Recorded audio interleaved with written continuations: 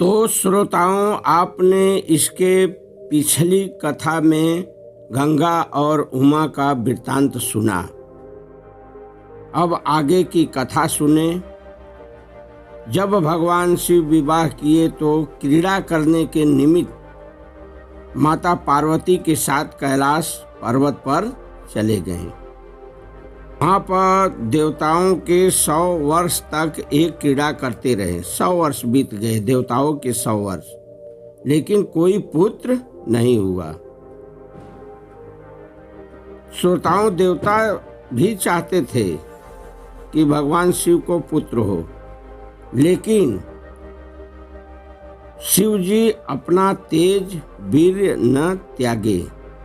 तेज का मतलब क्या होता है? वीर्य। देवता चाहते थे कि इनको पुत्र हो, लेकिन ये अपना तेज न त्यागे, क्योंकि उमा से अपना पुत्र उत्पन्न करेंगे तो इनका तेज कोई नहीं सह पाएगा। ऐसा सोचकर सब देवता मिलकर भगवान शिव के पास गए और उनसे प्रार्थना करके बोले, क्या कहें? कहने लगे कि ये लोक आपके तेज को धारण नहीं कर सकेगा और लोक नष्ट हो जाएगा, इसलिए आप उमा के साथ योग धारण करके तप करिए और अपने तेज को अपने तेज में ही धारण करिए।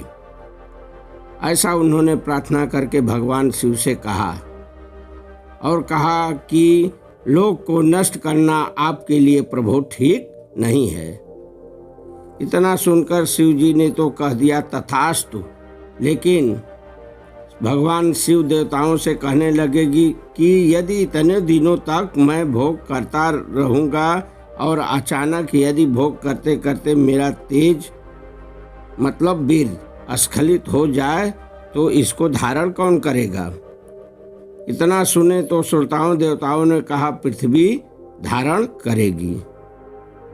ऐसा देवताओं के कहते ही शिव जी तुरंत वीर को अपने छोड़ दिए और उस तेज से वन पर्वत समेत सारी पृथ्वी व्याप्त हो गई।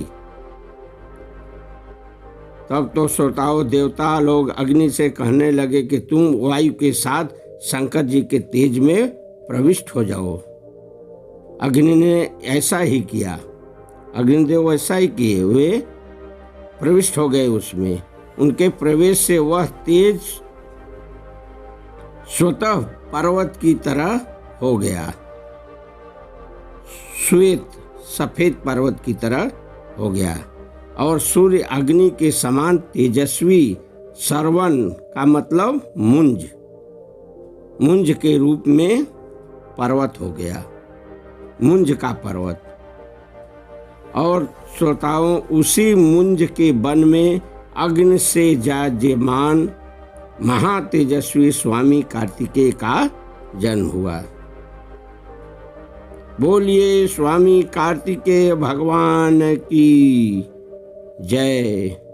तो श्रोताओं, आज की कथा समय को देखते हुए मैं यहीं पर समाप्त करता हूँ। अगली कथा में आप माता का क्रोध और श्राप को सुनिएगा, जानिएगा। और श्रोताओं, चैनल को सब्सक्राइब कीजिएगा और शेयर कीजिएगा। शेयर का मतलब समझते हैं परोपकार। यदि आप ऐसा करते हैं, परोपकार करते हैं, तो माता सरस्वती आपके ऊपर कृपा करेंगी, तो स्वतः आप जो है जीवन मुक्त हो जाएंगी। क्योंकि यदि माता कृपा कर दें या परमपिता परमेश्वर कृपा कर दें तो वह जीव स्वतः जो है अपने आप फिर उसको कोई रोकने वाला नहीं रहेगा, वह जीवन मुक्त बन जाएगा। किसी न किसी विधि से परमात्मा उसको जीवन मुक्त कर देंगे। लेकिन श्रोताओं, इसके लिए परोपकार जरूरी है।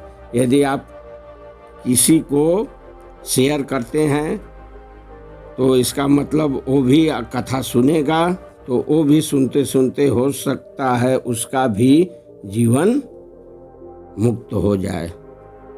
इसलिए श्रोताओं, ऐसा करना न भूलें।